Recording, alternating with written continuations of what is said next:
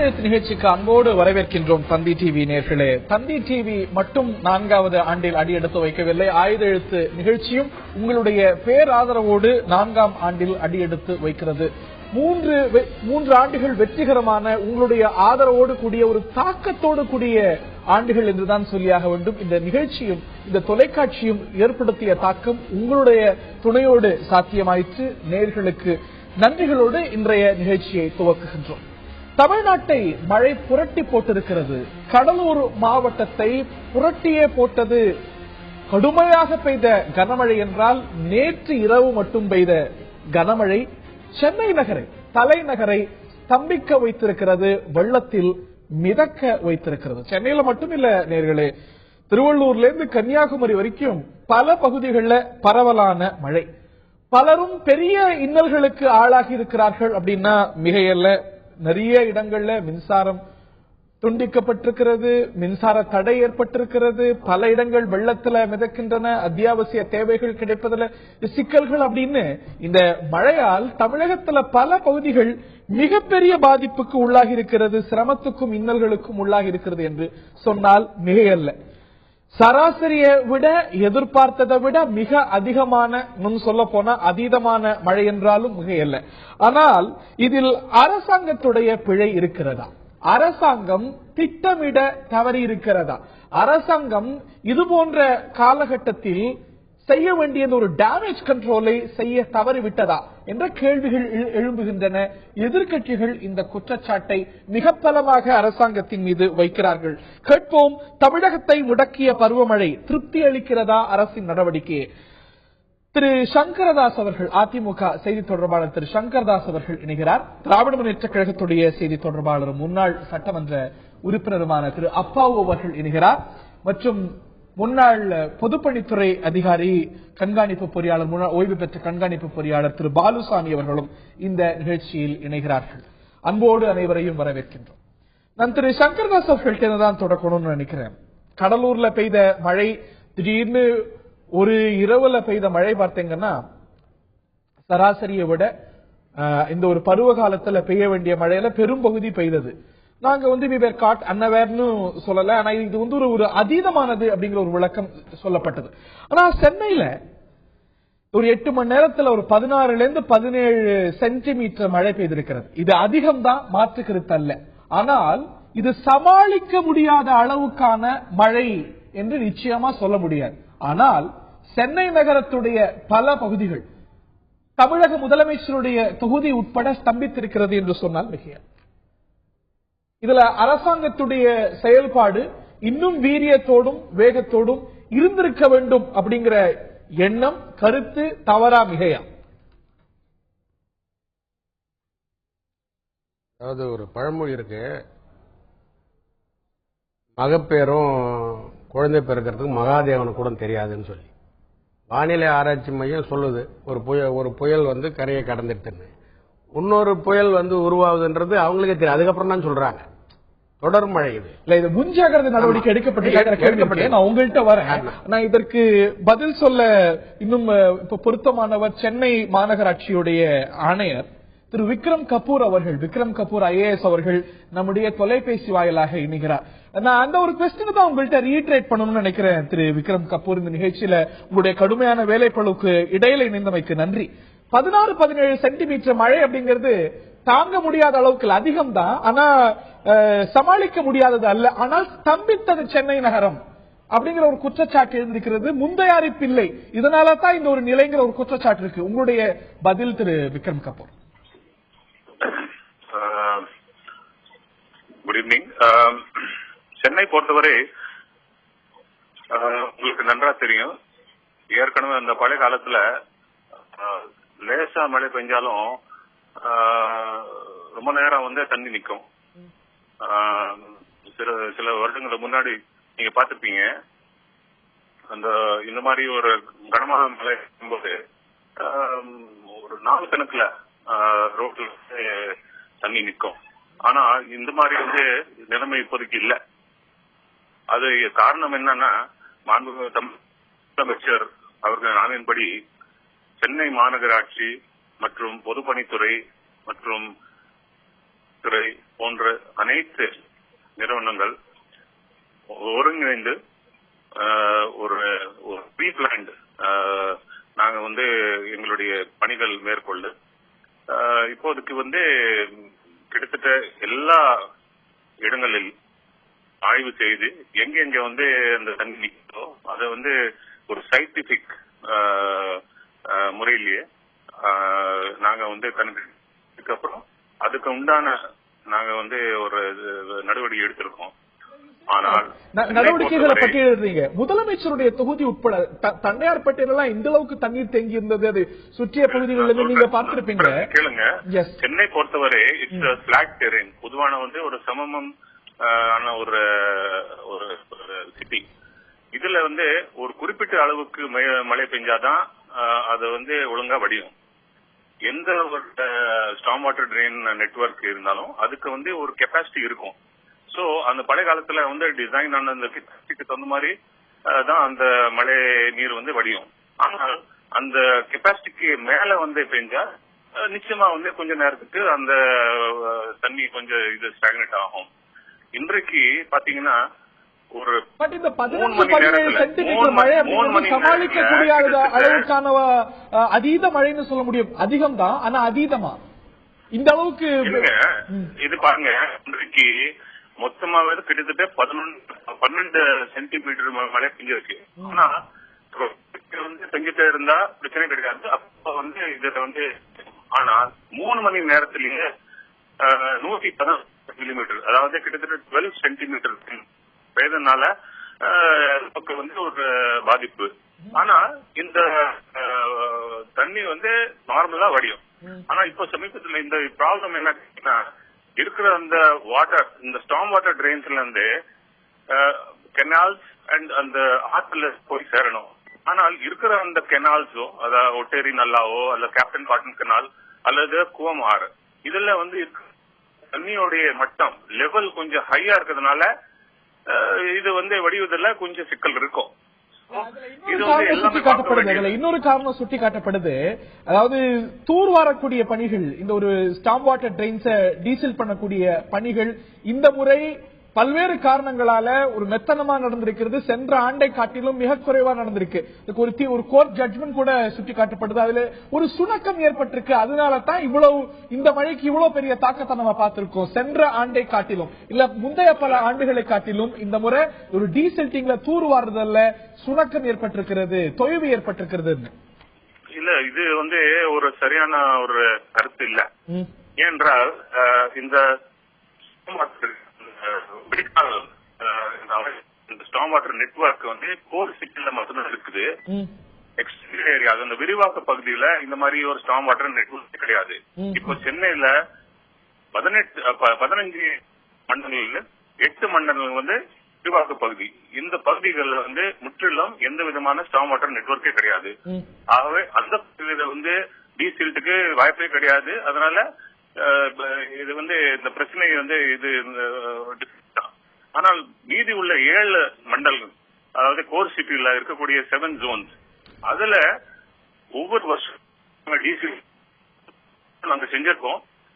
வித்தியாசம் என்ன கேட்டீங்கன்னா, பழைய காலத்துல மனிதர் வந்து அந்த மேன்ஹோல்ல இறங்கி அந்த தூர் மேன்ஹோல் டு மேன்ஹோல் வந்து அவங்களால பண்ண முடியாது. அவங்க வெறும் வந்து மேன்ஹோல்ல மட்டும் கொஞ்சம் தூர் சில்க் எடுத்துட்டு டிஸ்போஸ் பண்ணிடுவாங்க. ஆனா இந்த வருஷம் நாங்க வந்து இந்த மனிதர் வந்து எந்த விதமான இதுல சூழ்நிலையில இறங்கக்கூடாது இந்த நோக்கத்தோட நம்ம சூப்பர் சக்கர் மெஷின்ஸ் இயந்திரங்கள் மூலம் ஒரு போர்க்கால அடிப்படையில பாஸ்ட் 3 months கண்டினியூஸா வந்து டீசில் பண்ணிட்டே இருக்கிறோம். கிட்டத்தட்ட 6000 மெட்ரிக் டன் சில்ட் எடுக்கப்பட்டு இப்போ நிறைய இடங்கள்ல அந்த ஸ்டார்ம் வாட்டர் ட்ரெயின் கம்ப்ளீட் கிளீனா இருக்கு.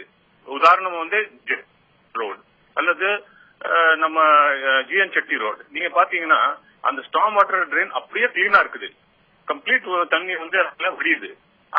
அளவுக்கு மேல தண்ணி வந்தா கொஞ்சம் நேரம் ஆகும், 2-3 மணி நேரத்துல அந்த தண்ணி வடியும். உண்மையிலேயே நாங்க வந்து ஒரு இயந்திரங்கள் மூலமா பண்ணதுனாலதான் ஆக்சுவலா நமக்கு பெனிஃபிட் கிடைக்குது. நன்றி திரு விக்ரம் கபூர், உங்களுடைய கருத்துக்கள் உங்களுடைய கடுமையான பணிகளுக்கு இடையில தெரிவித்தமைக்காக.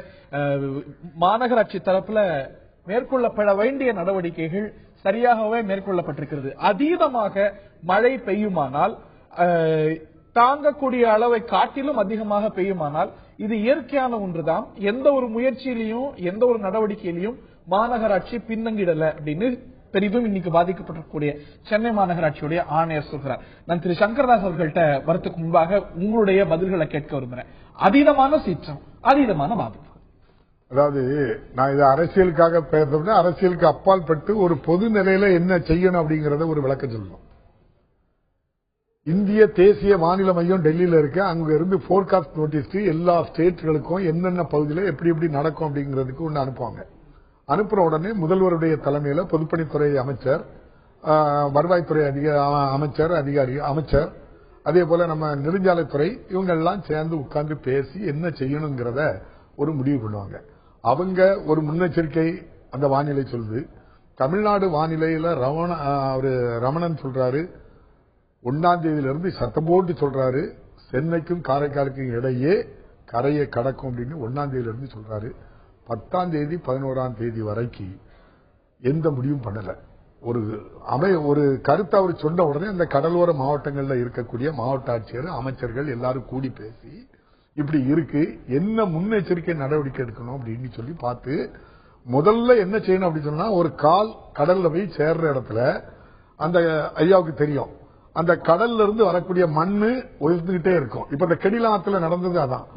அந்த ஆத்து கடல்ல இருந்து மணலை அடிச்சு கொண்டு வச்சிருக்கு, இங்க இருந்து வர தண்ணியை இழுத்துக்கிடாது, அந்த இடத்துல தோண்டுவாங்க. அது அப்ப முன்னெச்சரிக்கை நடவடிக்கையா கூடி பேசி முதல்ல செய்ய வேண்டியது ஆத்துல வடிகால்ல கடல்ல போய் சேர்ற இடத்தை கிளீன் பண்ணணும். தொடர்ந்து அது ஒண்ணு, தொடர்ந்து அந்த ஆத்து பகுதிகளில் வரக்கூடிய இடத்துல கால்வாயில நீங்க பார்த்தாலே பெரியும், டிவியில பார்த்தாலே அவ்வளவும் முள் மரமா தான் இருக்கு, அல்லது அவ்வளவும் காட்டாமனாக்கான் இருக்கு, அல்லது ஆகாய தாமரையா இருக்கு. எந்த கால்வாயும் டீசலுக்கு பண்ணாதனால இது இந்த ஒரு குற்றச்சாட்டு மிக பரவலாக இருக்கு. ஆனா இந்த ஏதோ இந்த 4 ஆண்டுல தான் அந்த மரம் வளர ஆரம்பிச்சு இன்னைக்கு செடியா மரமா வளர்ந்துருக்கிற மாதிரி சொல்றீங்க. இன்னைக்கு வந்து ஏரிகளும் இந்த நீர்நிலைகளும் தூர்வாரப்படாது. தமிழ்நாட்டில் தொடர் அவலமா அது அதிமுக ஆட்சியோ திமுக ஆட்சியோ தொடருது அப்படின்னா மிக ஒரு ஆத்துல ரொம்ப கூடனாக்கி 10 அடி உயரம் தான் இருக்கும். 10 அடி உயரத்துக்கு ஒரு முள் செடி வளர்றதுக்கு அதிகபட்சமா 6 மாசம் போதும். அது ஃபுல்லா வளர்ந்துடும். வெள்ளப்பெருக்கு ஏற்பட்டிருக்கக்கூடிய மதுராந்தக திமுக ஆட்சியில தூர்வாரப்பட்டிருக்கு. அதான் நான் சொன்ன அரசியல் பேசலன்னு. இப்ப நீங்க திமுக ஆட்சி அதிமுக ஆட்சி இல்ல, இப்ப நடந்தது என்ன செய்திருக்கணும். மழை பெய்து இவ்வளவு பாதிப்பு ஏற்பட்ட பிறகு முதல்வர் வந்து கோட்டைக்கு வராங்க, அமைச்சர்கள் வராங்க, எம்எல்ஏ வராங்க, எம்பி வராங்க.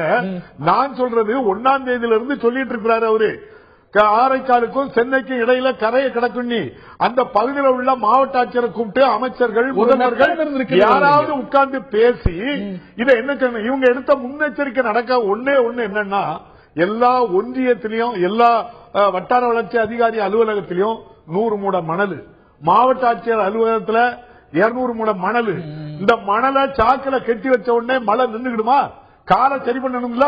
அப்ப இதுதான் கலைஞர் சொல்றாரு, நீங்க இதை பண்ணல, நீங்க மலையில இருந்து வந்து நேரே வீட்டுல உட்கார்ந்துட்டே தீபாவளி கொண்டாடுறியா, கோட்டைக்கு வரல, அதிகாரியை கூப்பிட்டு அமைச்சரை கூப்பிட்டு வேலையை நீங்க முடிச்சு விட்டு அந்த பாதிப்பு வராதுங்கிறது அரசியலுக்கு அப்பாற்பட்டு அவர் சொன்ன முன்னெச்சரிக்கை நடவடிக்கையில ஒரு பெரிய தொய்வு இருக்கு. அதனாலதான் இந்த ஒரு சீற்றத்துடைய தாக்கம் குறையப்படாம அதனது வீரியம் அதிகமாகி இழப்புகளும் அதிகமா சந்திக்கிறோம் அப்படிங்கிறது திரு அப்பா அவர்களுடைய. அதாவது வந்து சராசரி மழை அளவு வந்து நமக்கு வந்து எதிர்பார்க்கப்படுறது ஒரு ஆண்டுக்கு 911.6. இப்ப 0.6 நம்ம எதிர்பார்க்கிறோம். இப்போ ஒரு வீட்டில் நம்ம இருக்கிறோம்னா 4 பேருக்கு சாப்பாடு செஞ்சு வச்சுக்கிறாங்க, நம்ம பையன் 10 பேரை திடீர்னு இட்டுட்டு வந்துடுறான்னு வச்சுக்கோங்க. அப்ப நீங்க வந்து ஒரு திணறக்கூடிய ஒரு சுச்சுவேஷன் அப்போ உருவாகும். மழை வந்து தொடர்ந்து பெய்யுது. இப்ப வந்து நீங்க இப்ப மாநகராட்சி பத்தி பேசுனீங்க, 579 இடத்த பிளாக் உடனடியாக சரி பண்ணிக்கிறோம். தண்ணி பிளாக்க 571 மரம் வீழ்ந்ததை உடனடியாக அப்புறப்படுத்திருக்கிறோம். ஆனா மழை தொடர்ந்து பெய்யுது. மீட்பு பணிகளுக்கே நான் வரல. நான் கேட்பது முன்தயாரிப்பு. அவர் குற்றம் சாட்டுவது முன்தயாரிப்பு நடவடிக்கை. தயாரிப்பு இருந்தது உடனடியே நாங்க பண்றோம். அதிகமான மழை இல்ல, அதிகமான மழை அப்படிங்கறத திரு அம்மாவும் இருக்க மாட்டாங்க. மரம் வேண்டது அங்க அதிகாரி இல்லைன்னா உடனடியே எப்படி கிளியர் பண்ணுவாங்க? இல்லங்க, மீட்பு நடவடிக்கைக்குள்ளே நான் வரல. சந்திக்கக்கூடிய நிலையில மாவட்ட நிர்வாகம் இருக்க வேண்டும் என்ற அறிவுறுத்தல் தான். இந்த அளவுக்கு வெள்ளப்பெருக்கு வருது, பாதிப்பு இருக்குன்னா பாதிப்பை தவிர்க்க முடியாது, பாதிப்பை குறைத்திருக்கலாம் அப்படிங்கறதா. இன்னைக்கு அதுக்கு முன்னாடி முகத்வாரங்கள் சுத்தப்படுத்துவது, தூர்வாறுதல், இதெல்லாம் பரிசுத்தமா 100% நடக்க வேண்டிய அளவுக்கு நடந்திருக்கு உங்களால சொல்ல முடியும். இப்ப பாருங்க, நம்ம கூவம், கோவளம் இங்கெல்லாம் ட்ரெட்ஜிங் பண்ணத்தோட்டு தான் உங்களுக்கு வேலைச்சேரி, மேடவாக்கம் இங்கெல்லாம் பாதிப்பில்லை. நேற்று கூட ஒரு டிவில நீங்க பாத்திருப்பீங்க. இதெல்லாம் ட்ரெட்ஜிங் பண்ணிக்கிறாங்க. ட்ரெட்ஜிங் பண்ணதோடு தான் அங்க பாதிப்பு இல்லை, ட்ரெட்ஜிங் பண்ணாம இல்ல. இப்ப பாத்தீங்கன்னா செக் டேம் பாருங்க, கெடிலத்துல செக் டேம் அம்மா 8/6/2015 திறந்துக்கிறாங்க. Check dam திறந்துக்கிறாங்க கெடிலத்துல. அதுக்கு அடுத்து பாருங்க கரூர்ல இதுல அமராவதி குறுக்க ஒரு செக் டேம் திறந்துக்கிறாங்க 8/6/2015. தேனி மாவட்டத்துல அம்மாசிபுரத்துல வைகை அணை குறுக்க செக் டேம் திறந்துக்கிறாங்க 8 அதே 2015. திருப்பூர் மாவட்டத்துல தாராபுரம் நீர்நிலைகளுக்கு இவ்வளவு போதுமானதா அப்படின்னா பெரிய கேள்வி. தொடர்ந்து 12 மாவட்டத்துல வேலை நடந்துட்டு இல்லங்க. நீங்க செக் டேம் கட்டினதை பத்தி சொல்றீங்க, வரவேற்கத்தக்கது. ஆனா இன்னைக்கு பாருங்க, மதுராந்தகம் ஏரி ஓவர்ஃப்ளோ ஆகி 18 கிராமங்கள் பாதிக்க அளவுக்கு இன்னைக்கு ஒரு சூழ்நிலை ஏற்பட்டு 4 வருஷமா அந்த ஏரி 4 வருஷம் இல்ல 48 வருஷமா தூர்வாரி தெரிஞ்சு இந்த 4 வருஷம் இன்னைக்கு அது ஓவர்ஃப்ளோ ஆகுதுன்னா இன்னைக்கு அதனது தூர்வாரி இருந்தா அதனது தாக்கத்தை ஓரளவுக்கு நம்ம தடுத்திருக்க முடியும்.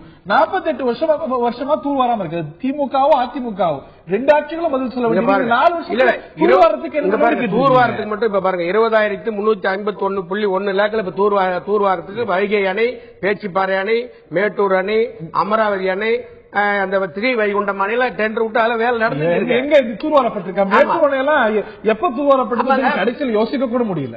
மேட்டூர் அணைகள் ஒதுக்கி பண்ண அதெல்லாம் ப்ராசஸ்ல இருக்கு. அது பாத்தீங்கன்னா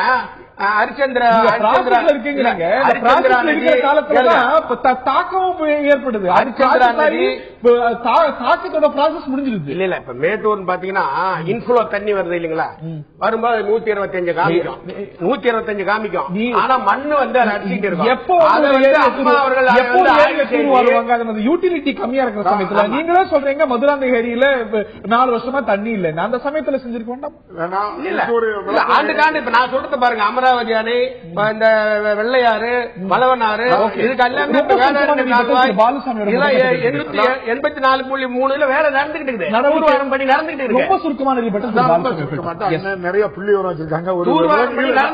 தூர்வாரம் தான் சொல்றேன். 2012 உலக வங்கியில இருந்து 745 கோடி ரூபாய் கொடுத்தாங்க. 113 அணை கட்ட தூர்வாரி கால்வாய் சரி பண்ணி அதனுடைய பாசன குளங்களை சரி பண்றதுக்காக 745 கோடி ரூபாய் 113 அணைக்கட்டுக்கு கொடுத்தாங்க. அதுல நான் ஆட்சியில போட்டு வாங்கியிருக்கேன். 29 அணைக்கட்டுகளுக்கு மட்டுமே மதிப்பீடு தயாரிக்கப்பட்டு அரசு ஒப்புதல் பெறப்பட்டிருக்கிறது. பணி முடிவடையவில்லை. மீதி இருப்பதற்கு மதிப்பீடுகள் தயாரித்துக் கொண்டிருக்கின்றோம். அதன் பின்பு அரசினுடைய ஒப்புதல் பெற வேண்டும். 2012 இருந்து எனக்கு 2014 டிசம்பர் மாதம் வரக்கூடிய பதில் இந்த அளவுக்கு இருந்தா என்ன வேகத்துல நடக்காங்கிறது முதற்கட்ட கருத்து கேட்டு அப்பாவு. இதுல வந்து அதிகமான மழை அப்படின்னா நம்ம ஏற்போம். ஆனா இந்த சீற்றம் இதனது பாதிப்பை அரசாங்கத்துடைய இன்னும் வேகமான முன் தடுப்பு நடவடிக்கையால, இன்னும் சிறப்பான திட்டமிடலால தடுத்திருக்க முடியும்னு நினைக்கிறீங்களா? சரியான அளவுக்கே திட்டமிடல் செய்யப்பட்டிருக்கு நினைக்கிறீங்களா? அதுல மிகப்பெரிய தொழில் இருப்பதாக நினைக்கிறீங்களா? இல்ல, இதுல ஒரு முக்கியமான விஷயத்தை கவனிக்கணும். இப்ப வந்த மழை வந்து ஒரு டிப்ரெஷனால வந்ததுதான், புயல்னால வந்தது அல்ல. அதனால கொஞ்சம் மெத்தனம் இருக்கத்தான் செய்யும். புயல்னு தெரிஞ்சாதான் பயப்படுவாங்க. இது வந்தது நெய்வேலியில மட்டும் 45 சிஎம் பெய்திருக்கு. அது இரவுல இல்ல, ஒரு இரவுல. 1ஆம் தேதியில இருந்து ரமணன் சொன்னது காரைக்காலுக்கும் சென்னைக்கும் இடையே கரையை கடக்கும். இல்லங்க, என்ன கரையை கடக்கும் இருக்காது. தாழ்வு நிலைக்கும் பல தடவை சொல்லி மழையை வராம கூட இருக்குது. முன்னேற்பாடு நடவடிக்கை எடுக்காம இல்ல அரசு இதுல வந்து டிப்ரெஷன்ங்கிறதுனால புயல்ங்கிற வார்த்தையே வரல. இப்போ கரையை கடக்கும், சரி கரையை கடக்கும், அந்த டிப்ரெஷன் கரையை கடக்கும். கடந்ததுனாலதான் அப்படி போய் எங்க வந்து இதெல்லாம் இருக்குல்ல, கிருஷ்ணகிரி தர்மபுரி எல்லாம் மழை பெஞ்சு வெள்ளையாத்துல, அதாவது தென்பெண்ணையாத்துல வெள்ளம் பெருக்க எடுத்தது. ஆனா இதுல வேடிக்கை என்னன்னா, நெய்வேலியில 45 சிஎம் 45 சிஎம் இந்த 60 நாள்ல மழை காலத்துல வடகிழக்கு பருவமழை காலத்திலே பெய்யக்கூடிய மழையை ஒரே நாள் பெய்ச்சு. எப்படி முடியும்? மிதக்கத்தான் செய்யும். ஆனா இருந்தாலும் சில விஷயங்களை செய்யறதுக்கு வழி இருக்கு. இருந்தாலும் இது வந்து கட்டுப்படுத்த முடியாத மழை. அதான் காரணம். இங்க சென்னையில பெய்த மழை கூட நம்ம கமிஷனர் சொன்னாரு. அதே போல அதிகமான மழை தான். 12 சிஎம் நேற்று பெய்திருக்கு, இன்னைக்கு நிறைய பெய்திருக்கு. இந்த மழைகள் பெய்தனால சில இடங்களை நம்ம செய்யலாம். ஆனா எதிர்பார்த்ததை விட அதிகமா இருந்ததுனால சில சுணக்கங்கள் இருக்கு. ஆனா இப்ப தஞ்சாவூர்ல கடலூர்ல போய் இப்ப அமைச்சர்கள் அங்க இருந்துகிட்டு மீட்பு பணி செய்து கொண்டிருக்கிறார்கள். ஆனா நீங்க அடிக்கடி இந்த டீசல் டீம் சொல்றீங்களா, தமிழ்நாட்டில் 39,202 ஏரிகள் இருக்கு. அதுல ஒரு 200 ஏரி இதை போனா போச்சு. இந்த நகர எக்ஸ்பான்ஷன் அது இது எல்லாம் வருது பாருங்க, போனா கூட 39,000 ஏரி இருக்கு. அதுல 21,000 ஏரி வந்து நம்ம இது பஞ்சாயத்து யூனியன்ல இருக்கு. பொதுப்பணித்துறையில கண்ட்ரோல் இருக்கிறது 8,900 ஏரி. இந்த எக்ஸமின்னு சொல்லுவாங்க, அந்த எக்ஸமின் ஏரி வந்து 9,100 ஏரி. ஆனா அந்த ஏரி நாங்க தான், அதான் பொதுப்பணித்துறை தான் பராமரிக்கிறாங்க. டீசல் டீ பண்றது இல்லவே இல்லை. அதுக்கு பணம் ஒதுக்கப்படல. ஏரிகளை வந்து கரையை சீர்படுத்துவோம், பலப்படுத்துவோம். அந்த இதற்குள்ள கலுங்களை சீர்படுத்துவோம். இந்த இதற்குள்ள மதகு அதெல்லாம் சீர்படுத்துவோம். அதிலிருந்து செய்கின்ற அங்க பிரிந்து போகின்ற வாய்க்காலை தூர்வாரது உண்டு. சில இடத்துல செய்யாம கூட இருக்கலாம். அது நிதி பற்றாக்குறையின் காரணமாக இருக்கலாம். ஆனால் இந்த 39,000 ஏரிகளையும் 50,000 கோடி பணம் இருந்தால் 10 ஆண்டுகளில் வருஷத்துக்கு 5,000 கோடி என்று கொடுத்தால் நிச்சயம் ஒரு இருக்கிற அதனுடைய கெப்பாசிட்டி 20% கெப்பாசிட்டிக்கு இன்க்ரீஸ் பண்ணலாம். டீசல் பண்ணி கம்ப்ளீட்டா பண்ண முடியாது. ஒரு 20% டீசல் டீல 20% அதனுடைய கெப்பாசிட்டில இப்ப ஏரிக்கு என்ன கெப்பாசிட்டி இருக்குமோ அதுல 20% நம்ம சதவீதம் நீண்டகால திட்டமிடல் அதை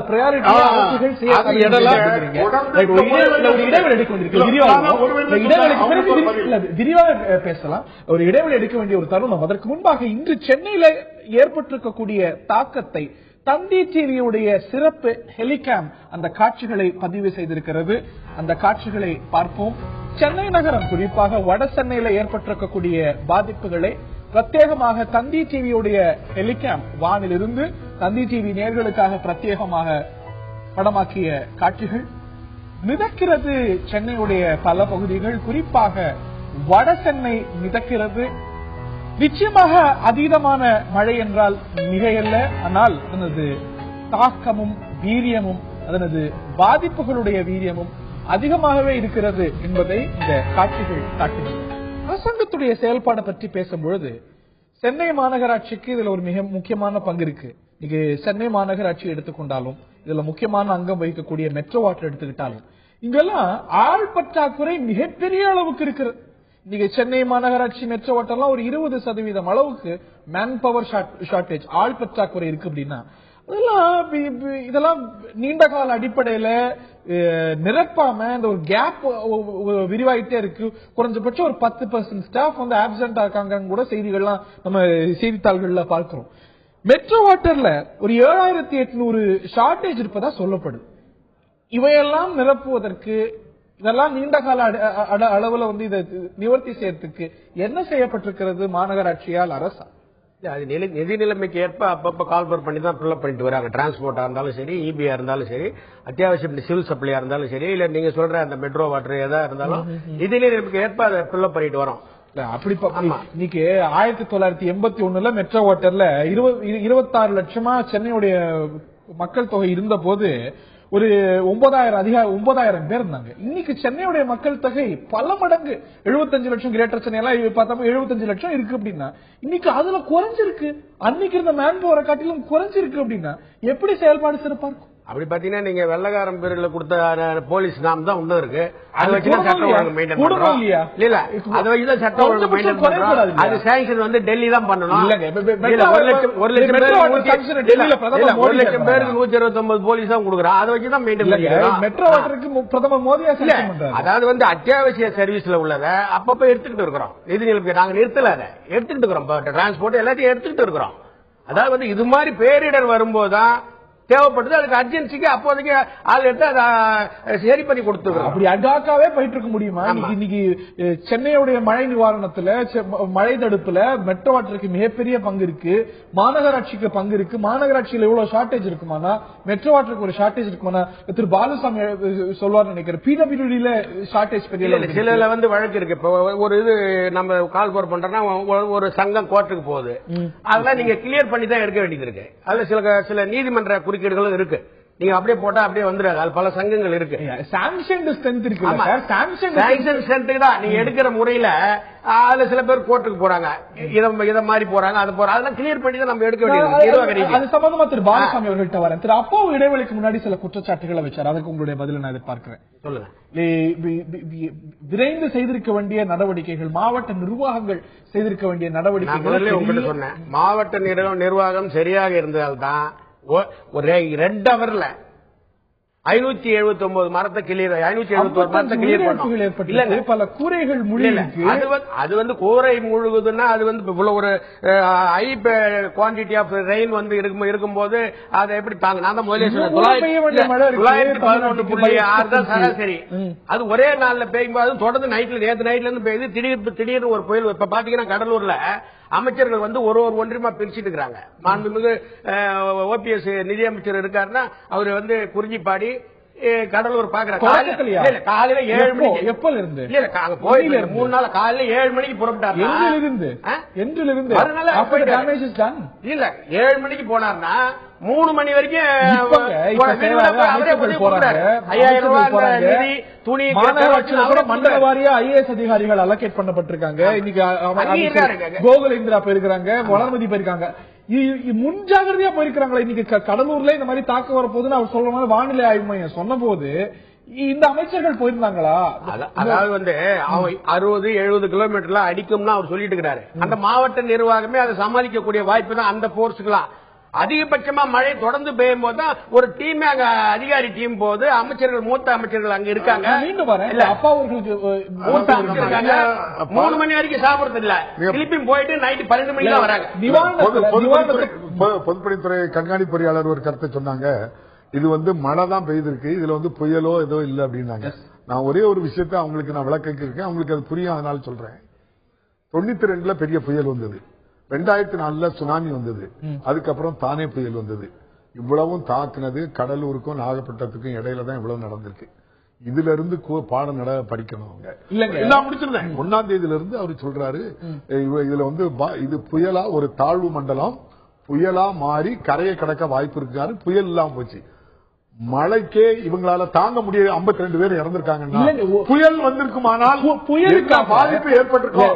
இவங்க புயலை தான் தாங்க இருக்கிறாங்களா?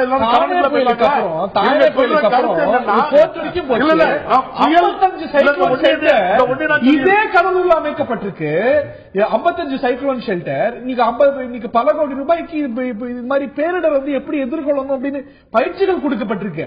அதையும் மீறி சீக்கிரம் அதீதமா இருக்குமானா அது சென்னையை தாக்கினாலும் கடலூர் தாக்கினாலும் அமெரிக்காவை தாக்கினாலும் இதே நடந்தது. எனக்கு சின்ன விஷயம் தான் நான் சொல்றேன். வீராண ஏரி நிரம்பிட்டு தண்ணியை திறந்து விடுறாங்க. எவ்வளவு தண்ணி போக அங்க இருக்கு, எவ்வளவு கெப்பாசிட்டி இருக்கு.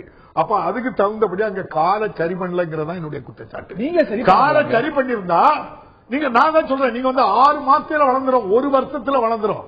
அங்க இருக்கக்கூடிய முள்செடி ஐயாவுக்கு தெரியும், ஒரு கால அடைக்கைக்கு 1 வருஷத்துக்கு போதும். நான் என்ன ஒண்ணு சொல்றேன், குறிப்பிடுறீங்க திராவிட முன்னேற்ற கழக ஆட்சி காலத்துல வீராணம் ஏரி எவ்வளவு முறை தூர்வாரப்பட்டிருக்கு, மதுராந்தகை திறந்து விடப்பட்டிருக்கு. மதுராந்தகை ஏரி திமுக ஆட்சி காலத்துல எவ்வளவு முறை அரசியலே பேசல, சூழ்நிலை அரசியல் பேசுறீங்க. உங்களுக்கு அரசியல் பேசுறீங்க. உண்மையை பேசுறேன். திமுக ஆட்சி அதாவது ஒரு தகவல் தெரிஞ்சுனா எப்படி நடவடிக்கை எடுக்கணுங்கிறது தான். 96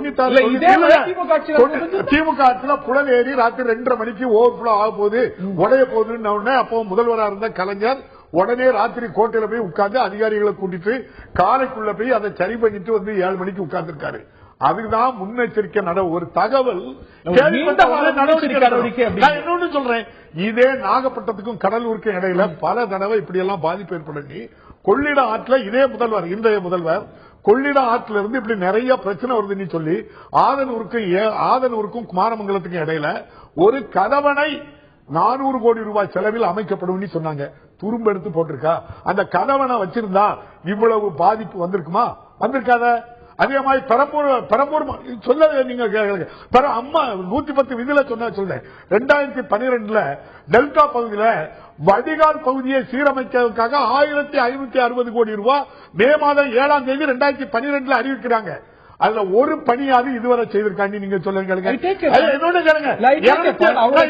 இதுக்கு சேர்த்து சொல்லிட்டு 2013 ஏப்ரல் மாசம் 4ஆம் தேதி 110 விதியில 258 கோடி ரூபாய் செலவில் 310 ஏரிகளும் 63 அணைக்கட்டுகளும் சரி செய்யப்படும் இருக்காங்க. இதுவரை அது நடைபெற்றிருக்கா? நடைபெறாத இந்த பணிகள் எல்லாம் அறிவிப்போட தான் இருக்கு. சம்பவம் நடந்து 52 பேரு இறந்ததுக்கு பிறகுதான் நடவடிக்கை எடுத்தோம்னு சொல்லி எல்லாரும் விளம்பரத்துக்காக அம்மா படத்தை வச்சுக்கிட்டு நாங்க நிதி உதவி கொடுக்க தான் போறாங்க, சோறு கொடுக்க போறாங்களே தவிர அந்த உயிரை பாதுகாக்க முடியல, அந்த குழந்தை பாதுகாக்க முடியல, ஏரியை பாதுகாக்க முடியல. இந்த நாட்டில் செயல் கேட்டாங்க. அப்ப யாருடைய உத்தரவுக்கோ இருக்காங்க. எடுத்துமே உங்ககிட்ட சொன்னேன், எங்க வேலை நடந்துக்குது, எங்க அம்மா செக் டேம் 800 கோடி ரூபாய் தான் திமுக ஆட்சியில மொத்தமே ஒதுக்குறது. அதிமுக ஆட்சியில் 1500 ஆட்சியுடைய முதலில் ஒதுக்கி வேலைகள் நடந்து கொண்டிருக்கிறது. இப்ப மாவட்ட வாரியா நான் சொல்ல போனா அங்க டைம் கிடைக்காது எனக்கு. எந்தெந்த வேலை நடந்துகிட்டு எது எது முடியுதுன்னு சொல்லி மாவட்ட வாரியா நானுக்கும் பதில் சொல்லுங்க. என்ன செய்வீங்கன்னு சொல்லுங்க. இப்ப வந்து அரியலூர்ல பெரிய அரியலூர்ல ஆலந்தூர் வட்டம் நீங்க சொல்ற அரியலூர்ல அங்க திறந்து வச்சுக்கிறேன். ஆலந்தூர் வட்டம் கொட்டரை கிராமத்துல பெரம்பலூர் மாவட்டத்தில் 108 கோடி ரூபாயில ஒரு அணை கட்டப்படுதுன்னு இருக்கேன். இதுவரை துரும்பெடுத்து கொட்டரக்கரையில கட்டிருக்கா? நீங்க அறிவிப்போட தான் இருக்கீங்க தவிர பொதுப்பணித்துறையில திறந்ததை சொன்னா நீ திறகாத பேசுகிறீங்க. இல்ல நான் வேலை முடியும் படிப்படியா தான் பண்ணுவாங்க. இல்ல அது எந்த அறிவிப்பும் வேலை நடக்கல. நாங்க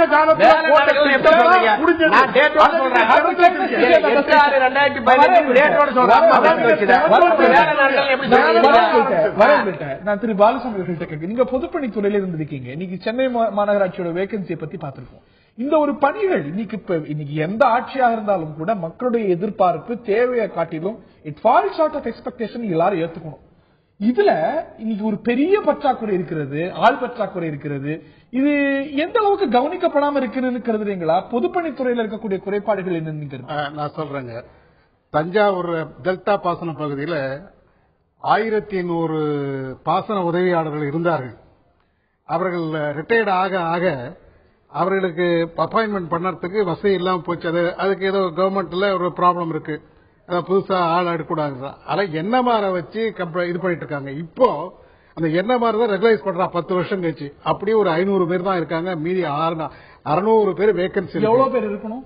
1100 பேர் இருக்கணும். எவ்வளவு பேர் இருக்கிறாங்க? இப்ப 500 பேர் தான் இருக்காங்க. இவங்க இந்த மாதிரியான மீதி இடத்துக்கு என்ன பண்றாங்க, என்எம்ஆர்னு சொல்லி தினக்கூலியில வச்சு மேனேஜ் பண்றாங்க. அது அவ்வளவு சரியா வராது. அவன் என்ன இன்னைக்கு வருவான், நாளைக்கு வரமாட்டான். அப்புறம் இன்னொன்னு, இந்த பாசன உதவி அதாவது இரிகேஷன் இன்ஸ்பெக்டர், பாசன ஆய்வாளர்னு ஒரு கேட்டகரி இருக்கு. அது தஞ்சாவூர் டெல்டாவில் மட்டும் 112 பேர் இருக்கணும். இப்போ ஒருத்தரோ அல்லது 2 பேர் தான் இருக்காங்க. இது வேடிக்கை என்னன்னா, நான் 20 வருடங்களுக்கு ரிட்டையர் ஆகிறதுக்கு முந்தி 2 மாசத்துக்கு முந்தி கவர்மெண்ட்ல அமைச்சர்கிட்ட சொல்லிட்டு 12 பேர் வேகன்சி இருந்து 12 பேர்த்த நான் அப்பாயின்மெண்ட் பண்ணேன். எல்லாமே டிப்ளமோ ஹோல்டர்ஸ். அதுக்கு முந்தி இருந்தாலும் சும்மா அந்த கீழே இருந்து வரவனுங்க, டெலிபோன் கிளார்க்கு அந்த இந்த சர்டிபிகேட் கோர்ஸ் எல்லாம் படிச்சவன். இந்த டிப்ளமோ ஹோல்டர் பண்ணி எல்லாத்தையும் பண்ணிட்டு வந்தேன். அவன் கூட என்ன பண்ணா, பிஇ படிச்சுட்டு அவன் தான் ஏஇ ஆயிட்டான். அதுவும் வேக்கண்டா போச்சு. இப்ப இருக்கிறது ஒருத்தர 2 பேர் தான் இருக்கான். 112 பேர் இருக்க வேண்டிய இடத்துல ஒரு ஆள் இருக்கான். ஏன் எடுக்கலன்னு கேட்கறதுக்கு சொல்றாங்க. நான் போறப்ப கேட்டேன், லாஸ்ட் வீக் போனேன். அந்த இவனுங்க இருக்க டெலிபோன் கிளாஸ் கோர்ட்டுக்கு போறாங்களாம். நான் எடுத்த பிறகு அதை ஒண்ணும் செய்ய முடியல. பிறகு இந்த மாதிரி இருக்கிறாள் அவங்களே போட்டா டிப்ளமோ படிச்சா நாங்க எப்படி ப்ரமோஷன் வருது அப்படின்னு அவனுக்கு ஏதோ தகுதி இருந்தா கொடுப்பாங்க கொஞ்சம். அதுக்காக கோர்ட்டுக்கு போய் ஏதோ ஸ்டே பண்ணாங்க. இது வந்து இல்ல அது ஒண்ணு தூக்கி எறிஞ்சிடலாம். கவர்மெண்ட் நினைச்சுன்னா அந்த ஸ்டேயை உடைச்சிட்டு புது ஆட்களை போடலாம். அந்த மாதிரி இப்ப ஒருத்தருமே இல்லாம இருக்க. என்னன்னு கேட்டா அந்த ஏஐஸ் எல்லாம் சொல்றாங்க, என்ன சார் எல்லாம் என்ன மாதிரி வச்சு இந்த டிப்ளமோ படிச்சவங்களை வச்சுட்டு தான் நம்ம மேனேஜ் பண்றோம் அப்படிங்கிறாங்க. அதெல்லாம் ஒரு குறைபாடு தான். அது கவர்மெண்ட் கொஞ்சம் ஸ்டெப் எடுத்து அவங்க எல்லாம் இந்த பாசன உதவியாளர், பாசன ஆய்வாளர் இவரெல்லாம் ஏஇஸ் கூட லெவல்ல கூட கொஞ்சம் வேகன்சி இருக்கிறாங்க. அதுக்கு ஏதோ ஆக்ஷன் எடுத்துட்டு இருக்காங்க. இதுவும் கூட பற்றாக்குறை இருக்கு, அது உண்மை. இது வேடிக்கை என்னன்னா தஞ்சாவூர் இப்போ இந்த இதை சொன்னாங்கல்ல கொள்ளிடத்துல இப்ப 2-3 வருஷத்துக்குள்ள 300 கோடி ரூபாய்க்கு 2 கரையும் எங்க இதுல இருந்து கல்லணையிலிருந்து இந்த கடைசி இது வரைக்கும் கடல் வரைக்கும் அருமையா எல்லா இடத்தையும் கரையை தூக்கி போட்டு அங்கங்க வேணுங்கிற இடத்துல ரிவர்ட்மெண்ட் கட்டி கிராயின்ஸ் சொல்லுவாங்க. தண்ணி வந்து அடிக்கிற இடத்துல கிராயின்ஸ் ஒன்று போடுவாங்க, தடுப்பு, அதாவது டிஃப்ளெக்ட் பண்ணி விடுறதுக்கு. இதெல்லாம் கட்டி பிரமாதமா செய்து முடிச்சிருக்காங்க 300 கோடி ரூபாயில. அதனால இப்ப இந்த பள்ளத்துல அதுல அங்க ஒன்றும் மழையும் இல்ல. இல்ல வேடிக்கை என்னன்னா ஓவர்ஃப்ளோ ஆகும்போது இப்ப இல்ல நம்ம ஆலனூருக்கும் குமாரமங்கலத்துக்கும் இடையில கதவணை கட்டுக்கு 400 கோடி ரூபாய் சொன்னாங்களா? அதுல துரும்ப எடுத்து போட்டிருக்காங்க. கேட்க அதை கெட்டி இருந்தா இன்னைக்கு இவ்வளவு தண்ணி வெள்ளம் வந்ததுக்கு அதை தாங்கும் இல்லாது இல்ல. அங்க வெள்ளம் இல்லைங்க. திரு சங்கரதாஸ், நீங்க நிச்சயம் ஏத்துப்பீங்க. அதிக மழை என்றாலும் பருவம் தவறிய மழை அல்ல, திடீர்னு எதிர்பாராம பெய்ததுன்னு சொல்ல முடியாது. பெய்ய வேண்டிய பருவத்தில் அதிகமா பெய்திருக்கிறது. முதலமைச்சருடைய தொகுதி மாசத்துல இருந்தே அது பெய்யணும், மாறி தவறிதான் இல்ல. பருவம் தவறிய மழை இல்ல. இது வந்து 20ஆம் தேதி தொடங்கி இருக்கணும், 28ஆம் தேதி தொடங்கி இருக்கு. திடீர்னு இந்த காலத்துல மழை பெய்யும். அதுவும் இந்த வருடம் முழுக்க பெய்ய வேண்டிய மழையில பெரும்பகுதி இந்த பருவத்துல தான் பெய்யும். முதலமைச்சருடைய தொகுதி தண்டையார்பேட்டை உள்ளிட்ட பகுதிகளில் இன்னைக்கு வந்து மூட்டளவுக்கு தண்ணி பல இடங்கள்ல வீடுகளுக்குள்ள வந்தாச்சு, மறியல் நடக்குது, பிரச்சனைகள் நடக்குது. இன்னைக்கு கடலூர்ல பெரிய அளவுக்கு பிரச்சனை. இன்னைக்கு அநேகமா தமிழ்நாட்டில் இருக்கக்கூடிய அநேக அரசியல் கட்சிகளுடைய தலைவர்கள் நேரடியா போய் பார்த்துட்டாங்க. முதலமைச்சருடைய தொகுதியில பெரிய அளவுக்கு பாதிப்பு. கடலூருக்கு முதலமைச்சர் செல்லல, இங்கேயும் செல்லல. குறைந்தபட்சம் ஆறுதல் கூற முதலமைச்சர் இங்கே செல்ல வேண்டாமா அப்படிங்கிற கேள்வியை திராவிட முன்னேற்ற கழகத்துடைய தலைவர் எழுப்புகிறார். இது நியாயமற்ற கேள்வியா? இல்ல இல்ல, அவருக்கு கேள்வி எழுப்பலாம். அந்த தானே புயலப்ப அப்படி குறுக்க போனாரு, அதுக்காக ஸ்கீம் போட்டுன்னு போல ஒரு ப்ரோக்ராம் போட்டுக்கிட்டு அவருடைய நண்பன் தென்னனுடைய படம் நிரப்புக்கு போனாரு. அந்த பகுதிக்கு தானே புயலப்ப அவர் எப்படி கையாண்டாரு இந்த பிரச்சனையை நான் சொல்லிட்டு அப்புறம் அம்மா கிட்ட அந்த பக்கம் போனாரு. அப்ப எம்ஆர்கே 2 லேடிஸை நிக்க வச்சு 2 நாத்தை எடுத்து காமிச்சாரு. பார்த்துட்டு போயிட்டாரு. அவர் ஒண்ணு அங்க முகாமிட்டு யாருக்கும் ஆறுதல் சொல்லல, போய் படம் திறக்க போயிட்டாரு. இவரு தானே புயலப்ப நான் என்ன சொல்றேன், அந்த பகுதிக்கு போனாரு, அந்த வழியா பார்த்தாங்க, அந்த வழியா போற இன்னொரு விழாவுக்கு போனதுனால இதுக்காக போல. ஆமா, அவர் போறத நோக்கமே இங்க இல்ல சார். அவர் தென்னனுடைய படத்திறப்பு விழாக போறாரு. இல்லங்க, இது இல்ல ஒரு அரசியல் தலைவர், அதுவும் ஆட்சியுடைய தலைவர் இந்த மாதிரியான ஒரு நிகழ்வுல போவது அப்படிங்கிறது ஒரு எதிர்பார்க்கப்படக்கூடிய ஒரு மூத்த ஐஏஎஸ் அதிகாரிகள், மூத்த அமைச்சர்கள், அது முன்னாள் முதல்வராக இருந்தவரை எல்லாருமே போயிட்டு அங்க வந்து பணிகளை முடுக்கி விட்டு வேலை செஞ்சு இப்ப போய் முதலமைச்சர்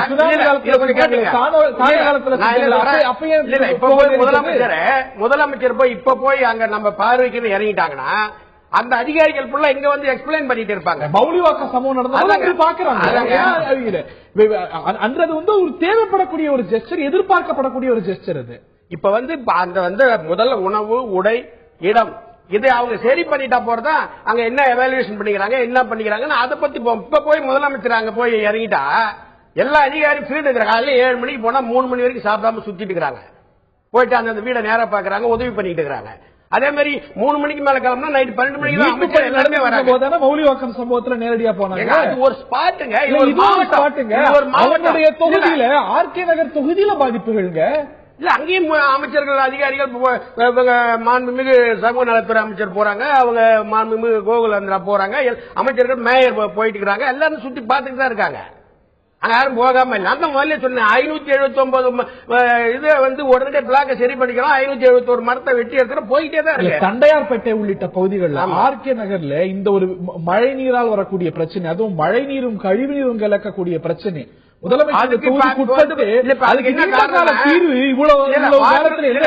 வாட்டர் லைனும் ட்ரெயின் லைனும் ஒன்னா சேர்ந்து புதிய அந்த துரு பிடிக்காத பைப்பை அலேட்டி எடுத்து போட்டு அம்மா போட சொல்லி அந்த வேலை நடந்துருக்கு. 5 கோடி ரூபாய்க்கு அந்த 5 கோடி ரூபாய்க்கு அங்க வேலை நடந்துகிட்டு இருக்குது. அம்மா எல்லா பைப்பையும் எடுத்து போட்டு 4 வருஷமா இல்ல 4 வருஷமா இப்ப எடுத்து போட்டாங்க சார். அவங்க போய் ஆய்வு பண்ணி அம்மா எடுத்து போட்டாங்க. எடுத்து போட்டு வேலை நடந்துகிட்டு இருக்குது தொகுதியிலாங்க. வந்ததுமே பாலம் கட்டுறதுக்கு அனுமதி கொடுத்தாங்க, காலேஜ் கொண்டாண்டாங்க, ஐடிஐ கொண்டாண்டாங்க. அந்த தொகுதியை மக்கள் பாக்குறாங்க. இன்னைக்கு அதிகமா பாதிக்கப்பட்ட தொகுதியில முதலமைச்சருடைய தொகுதியும் பாதிப்புக்குள்ளா போது ஓவர் ஃப்ளோ வரும்போது அந்த பிளாக் ஆகதான் செய்யும். நார்மல் இதுக்கும் அதுக்கும் இருக்கு ஒரு நீங்க டிஃபரன்சியேஷன். இதை சொல்றீங்களா? கோவையில குண்டு அடிச்சுது, 70 பேர் மரணம் அடைஞ்சிட்டான், 400 பேர் பெருங்காயம் அடைஞ்சான். உங்களை போல ஏடாளர்கள் மீடியாஸ் எல்லாம் கேட்கறாங்க, ஒரு முதலமைச்சர் கத்தசி போய் பார்க்க வேணாமா? நான் போய் பார்க்கின்ற அளவுக்கு நிலைமை மோசமடையலன்னாரு. ஆனா ராணுவம் தான் வந்து சட்டம் ஒழுங்கு மெயின்டைன் பண்ணுதுன்னு இவரே சொல்றாரு. ஆனா ஆடு செத்து போச்சு நீல நாட்டு நோயால, ஆடு செத்து போச்சு நீல நாட்டு நோயால 6 மணி ரெட் லைட் போட்டு போனாங்க. இல்லங்க இல்ல அவர் செஞ்சா இயற்கை சீற்றம், அது சதி திட்டம். சதி திட்டத்தை போய் பார்க்காதவரு முதலமைச்சர் ஹெலிகாப்டர்ல பார்த்தாங்க. தானே போல பார்வையிடப்பட்டது. அது போல இந்த ஒரு சந்தர்ப்பத்தில் அதுவும் சென்னை நகரத்தில் அவங்க தொகுதியில் அடிப்படை வேலைகள் முடிந்ததும் தேவைப்பட்டால் மாண்புமிகமா போக வேண்டும் என்றால் போவார். அது கொண்டு அவங்க போகாம இருக்கும் போறது கிடையாது. மக்களுக்காக தான் இருக்கிறோம். திரு அப்பா புயல் எச்சரிக்கை 1ஆம் தேதியிலிருந்து சொன்னாங்க. 10ஆம் தேதி வரைக்கும் அதை பற்றி எந்த கவலையும் படாம பாதிக்கப்பட்ட 52 பேருக்கும் 4 லட்சம் ரூபாய் கொடுக்கதான் அவங்களுடைய பணின்னு நினைக்கிறாங்க. ஒண்ணு. ரெண்டாவது அண்ணன் சொன்னாங்க தானே புயலுக்கு தலைவர் கலைஞர் போகும்போது தென்னன் படம் திறக்க தான் போனாங்கன்னாங்க. இன்னைக்கு இவ்வளவு பெரிய அழுவையும் கூப்பாடு மாட்டேன், கரண்ட் இல்ல, தண்ணி இல்ல, சாப்பாடு இல்ல. அது வேணா எங்களுக்கு 4 நாளாச்சு குடிக்க தண்ணி தந்து அப்படின்னு சொல்லக்கூடியவங்களை ரோட்ல இழுத்து போட்டு அடின்னு காவல்துறை விட்டு அடிச்சு அள்ளி போடுறாங்க. இந்த சம்பவம் இங்க நடந்துகிட்டு இருக்கு. கோட்டையில அம்மா அன்னைக்கு பாலம் திறந்து வைத்தார், கக்கூஸ் திறந்து வைத்தார் அப்படின்னு சொல்லி இந்த நிலையில அதை பண்ணிட்டு இருக்கிறாங்க. அங்க அதை பற்றி நீங்க தான் அந்த குற்றச்சாட்டு இதே குற்றச்சாட்டு நீங்க தான் மக்களுக்கு சொல்றீங்க. நீங்க பேசுறது வரை நான் மூச்சு காட்டாம இருக்கேன். நான் சொல்றேன், பிறகு நீங்க டைம் வாங்கி பேசுங்க. நான் இப்ப கேட்கறது வந்து இந்த புயல் இல்ல, இப்ப வந்திருக்க மழையிலே இவ்வளவு பெரிய பாதிப்பு ஆர்கே நகர்ல இருந்து. ஆர்கே நகர்ல இன்டர்வியூ இங்க நடந்துகிட்டு இருக்கும் போதே அங்க அப்பாயின்மெண்ட் ஆர்டர் எல்லாம் குடிக்க கொடநாட்டுல அதெல்லாம் நடந்துகிட்டு இருக்கு. எங்க தளபதி ரொம்ப தெளிவா கேட்கிறாங்க, உங்களுடைய எண்ணம், இந்த முதல்வருடைய எண்ணம், தளபதி எங்க போறாங்க அதுக்கு கவுண்டர் பண்ணணும் அப்படிங்கறதுதான். அவர் ஒன்னா கேட்காரு, சட்டமன்றத்தில் 600 கோடி ரூபாயில் கடலூர் மாவட்டத்தில் வெள்ள தடுப்பு பணி நடைபெற்றது அப்படின்னு சொல்லியிருக்கேன். எந்த இடத்துல நடைபெற்று அதுக்கு நான் கேட்கறது கடலூர் மாவட்டத்தில். நான் நீங்க பதில் இருந்தா தாருங்க, இல்லன்னு சொன்னாங்க. நீங்க என்ன சொல்றீங்க? நாட்டில் இருக்கவங்க கேட்டுட்டு இருக்காங்க. 1 ரூபா 2 ரூபா இல்ல, 600 கோடி ரூபாய் வெள்ள தடுப்பு பணிக்காக நாங்க பண்ணணும் அப்படின்னு சொல்றீங்க. நாங்களும் அதை ஒத்துக்கிட்டுதான். பணத்தை எடுத்தீங்கிறதான குற்றச்சாட்டு. கான்ட்ராக்ட்காரன் வந்து என்ன சொல்றான், நான் 60% கொடுத்திருக்கேங்க. பணி எடுக்கிறதுக்கு அதெல்லாம் நீங்க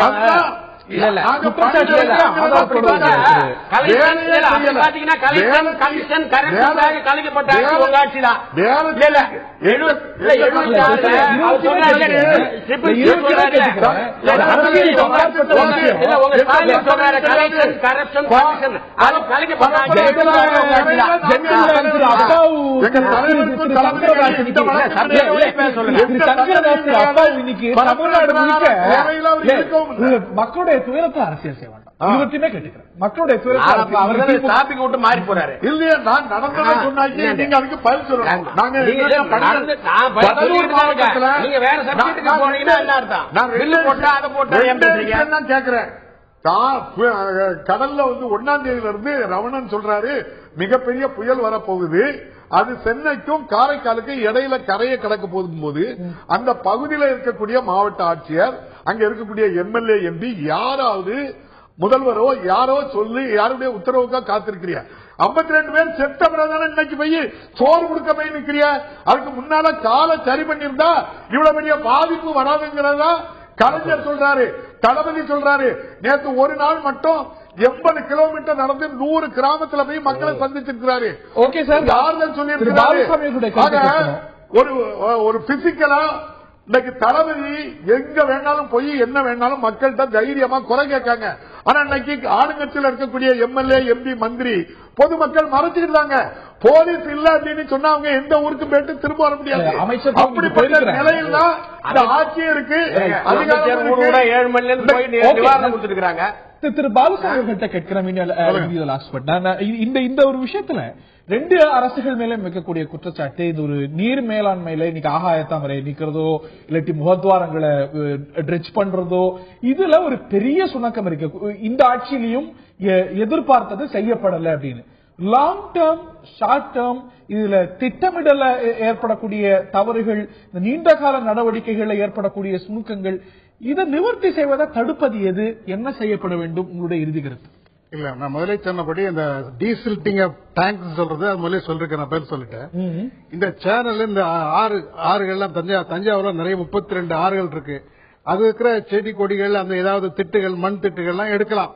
சில இடத்துல எடுக்கிறாங்க, சில இடத்துல எடுக்காம இருக்கு. அதெல்லாம் எடுக்கணும். அதே போல வந்து அந்த இது முள்ளு இந்த இருக்குல்ல ஆகாச தாமரை, அதெல்லாம் ரிமூவ் பண்றது இருக்க இடத்துல ரிமூவ் பண்ணி தான் ஆகணும். அதுல சுணக்கம் இருக்கு அப்படின்னா சில இடத்துல சுணக்கம் இருக்கு, அதுக்கு நிதி இல்லாம இருக்கலாம், சில இடத்துல தவறுகள் நடக்கலாம், அது வேற விஷயம். ஆனா எடுக்கணும் இதெல்லாம். அதே போல வந்து எது தடுத்து இருக்குது? எது தடுத்து? நிதி ஒண்ணு காரணம். நிதி இருக்கு. தாமிரபரணி கர்மேனியாறு நம்பியாறு இணைப்பு திட்டம், தாமிரபரணி ஆத்துல இப்ப 10,000 டிஎம்சி தண்ணி கடல்ல போயிட்டு இருக்கு. அத வறண்ட நாங்குநேரி, ராதாபுரம், சாத்தாங்குளம் பகுதிக்கு கொண்டு வரதுக்கு 215 கோடி ரூபாயில தலைவர் கலைஞர் பாதி பணி முடிச்சாச்சு. நீதி பணியை கலைஞர் ஆரம்பிச்சாருங்கிற ஒரே காரணத்துக்காக இன்று வரை கிடப்பில் நடக்கு. நான் கோர்ட்ல போய் ஆர்டர் வாங்கிட்டு வந்திருக்கேன். இன்னும் அந்த பணியை ஆரம்பிக்கல. என்ன கண்டெம்டா கோர்ட் போக வேண்டியிருக்கு. ஆக பணி யார் செய்தா? கடல்ல போற தண்ணிய வறண்ட பகுதிக்கு திருப்பி விட்டு இருந்தா இப்படிப்பட்ட பாதிப்பு ஏற்படுமா? ஏற்படவில்லை. உங்களுக்கு தெரியும். அதே போல காவிரி ஆற்றுல கட்டளை கதவணையுடன் கூடிய காவேரி குண்டாரி இணைப்பு திட்டம் 169 கோடியில தலைவர் கொண்டு வந்தார. அந்த திட்டத்தை இப்ப கடப்பில போட்டிருக்காங்களா? அப்ப கலைஞர் கொண்டு வந்தாருக்காக பொதுப்பணித்துறையில இந்த திட்டங்கள் எல்லாம் மக்கள் பயன்படக்கூடிய திட்டம், இப்படிப்பட்ட வெள்ள காலங்கள்ல பாதிப்பு ஏற்படாத திட்டம் வேண்டுமென்றே கிடப்பில போடலாம். இவ்வளவு பெரிய பாதிப்பு நான் குற்றச்சாட்டா சொல்றேன். சொல்லுங்க. இது இதுல வந்து டீசில்டிங் பண்ண வேண்டியதெல்லாம் வந்து பண்ணலாம். மிஷினரி வச்சு தான் செய்யணும். மிஷினரி வச்சு ஆளை வச்சு செய்யக்கூடாது, அது கொள்ளடிப்பாருங்க. இன்னொரு விஷயம், 100 நாள் வேலை திட்டம் இருக்கு பாருங்க, ஒவ்வொரு கிராமத்திலும் நடக்குது. அவங்கள வச்சு ஒண்டர்ஃபுல் ஒர்க் செய்யலாம். அங்க இருக்கிற அந்த ஏரி இருந்து பிரிகிற வாய்க்கால் அதெல்லாம் பண்ணலாம். ஏரிக்கு வரக்கூடிய வரத்து வாய்க்கால கிளீன் பண்ணலாம். இதெல்லாம் கொஞ்சம் சரியா செய்யறது அல்ல. அது கவர்மெண்ட் இதுல கீழே இருக்கிற ஆட்கள் வந்து அதை சரியா செய்யல. இறுதி கருத்து எல்லாம் சிறப்பா நடந்திருக்கு அப்படின்னு நிச்சயமா நம்ம கிரெடிட் எடுத்துக்க முடியாது. there have been something that has gone wrong. நம்ம வந்து இந்த பாதிப்பை நிறுத்திருக்க முடியாது, தடுத்திருக்க முடியாது, குறைத்திருக்க முடியும். உங்களுடைய இறுதி கருத்து? அதாவது அரசு வந்து முன்னெச்சரிக்கை நடவடிக்கை எடுக்கல என்ற வாதத்தை ஏற்றுக்கொள்ள முடியாது. முன்னெச்சரிக்கை நடவடிக்கை தேவைப்படக்கூடிய அளவுக்கு அந்த விகிதத்துக்கு எடுக்கப்பட்டிருக்கா? அதாவது எந்த விகிதத்துக்கு நேச்சுரல் கேட்டாஸ்ட்ரோபி வரும்னு யாருக்கும் தெரியாது. நார்மலா வரக்கூடிய மழை இதுக்குதான் இருப்பாங்க. இல்ல இது பருவத்தில் பெஞ்சிருக்கக்கூடிய மழை இது கூட சேர்ந்து புயலும் வந்து 70-80 கிலோமீட்டருக்கு வீசி இருக்கு. இப்ப அங்க என்ன சொல்றாங்க, இதே மழை வெவ்வேறு காலகட்டத்தில் பெய்யும். ஒரு சமயத்துல வரும்போது இதெல்லாம் இந்த ஸ்டாம் வாட்டர் ட்ரெயின் எல்லாம் இது பண்ணாது, அதுல வந்து பாதிப்புகள் அதிகமா இருக்கும். ஆனா இது வந்து திடீர்னு எதிர்பாராத ஒரு கோடை காலத்துல பெஞ்சது இல்ல. இந்த பருவத்துல பெய்ய வேண்டியது ஒரு நாள்ல பெஞ்சிருக்கலாம். அதனால சில விஷயத்தை தடுக்க முடியாம இருந்திருக்கலாம். ஆனா சில விஷயத்தை குறைத்திருக்க முடியும். இன்னும் வந்து கடலூர் மாதிரி மாவட்டங்கள்ல வீராணத்துல எதிர்பார்க்க வேண்டிய விஷயத்தை ஆகாய தாமரை நீக்கிறதோ இல்லாட்டி தூர் வர்றதோ இன்னும் வந்து முகத்துவாரங்களை சுத்தப்படுத்துவதோ இதெல்லாம் செய்திருந்தால் நிச்சயமா குறைத்திருக்க முடியாது. இல்ல, தூர் வாரத்தை சில பேர் நடிப்பாங்க. 2ஆம் தேதி தான் வந்து ஜூன் வந்து காவேரி திறப்பாங்க. 6ஆம் தேதி 7ஆம் தேதி தலப்பா கட்டிக்கின்னு மம்டி எடுத்து போய் தூர் வாடுறான்னுவாங்க. 3 நாள்ல திறந்துருவாங்க. கேட்டா தூர் வாட்டிட்டா அதனால தான் காவேரி போய் நிக்குதுன்னு சொல்லுவாங்க. அப்படி கிடையாது, நாங்க ஏமாத்துறது கிடையாது. தூர் வார ஸ்கீம் எல்லா மாவட்டத்திலும் நடந்து கொண்டு இருக்கிறது. அது படிப்படியாக நடந்து கொண்டிருக்கிறது. அதே நேரத்தில் பாருங்க, சுனாமிக்கு நாங்க கேட்டது 13,685 கோடி, மத்திய அரசு கொடுத்தது வெறும் 1000 கோடி. மாநில நிதியிலிருந்து 3 தென்னை மரத்துக்கு மேல வந்த அந்த சுனாமிய ஒரு டிரான்ஸ்பார்ம் கிடையாது, ஒரு இது போஸ்ட் கிடையாது, எல்லாத்தையும் சரி பண்ணோம். கேளுங்க,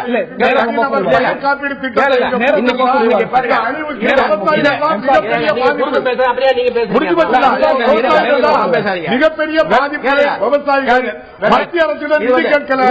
இது ஒரு தேசிய பேரிடராக இந்த அரசு அறிவிக்கல. அறிவித்து மத்திய அரசையும் மத்திய அரசுடைய நிதி வேணும். சுனாமியை பற்றி அவர் குறிப்பிட்டார். சுனாமியை பற்றி குறிப்பிட்டார். சுனாமி தானே இந்த புயல், இந்த காற்றழுத்த தாழ்வு மண்டலம் அப்படின்னு கடலூர் மாவட்டம் உட்பட மிகப்பெரிய பாதிப்புக்கு உள்ளாகி இருக்கிறது. சென்னை தலைநகரையுமே இந்த ஒரு மழை புரட்டி போட்டிருக்கிறது. இது அதிகமான மழை, ஒரு குறுகிய காலத்தில் பெய்த மழை என்று சொன்னால் நிச்சயம் மிகையல்ல. பாதிப்புகளை தடுத்து குறைத்திருக்க முடியுமா? அரசாங்கம் நடவடிக்கை எடுத்திருக்கிறது. எந்த அரசாங்கமும் நடவடிக்கை எடுக்க வேண்டியது தேவைப்படக்கூடிய அளவுக்கு எடுத்திருக்கிறதா அப்படிங்கிற ஒரு கேள்விதான் அரசியல் ரங்கத்தில் தொடர் விவாதமாக இருக்கக்கூடிய விஷயம். ரைட் எடுக்கப்பட்டு போதுமான நடவடிக்கைகளும் நிவாரணங்களும் வழங்கப்படுவது அப்படிங்கிறது அரசாங்கத்துடைய வாதம். அமைச்சர்கள் முகாமிட்டிருக்கிறார்கள். அனைத்து நடவடிக்கைகளும் தேவைப்படக்கூடிய அளவுக்கு எடுத்திருக்கின்றோம் என்பது அரசாங்கத்துடைய வாதம். எடுக்கவில்லை என்பது எதிர்க்கட்சிகளுடைய குற்றச்சாட்டு. மக்களிடம் விட்டுவிடுவோம். இந்த நிகழ்ச்சியில் பங்குபெற்ற விருந்தினர்கள் மூவருக்கும், பார்த்த நேயர்களுக்கும் நன்றி. தொடர்வது தொலைக்காட்சி வரலாற்றில் நடக்கக்கூடிய ஒரு புதிய சிறப்பு நிகழ்ச்சி பாண்டேவுக்கு என்ன கேள்வி. தொடர்ந்து இணைந்திருங்கள் தந்தி டிவியுடன். நன்றி, வணக்கம்.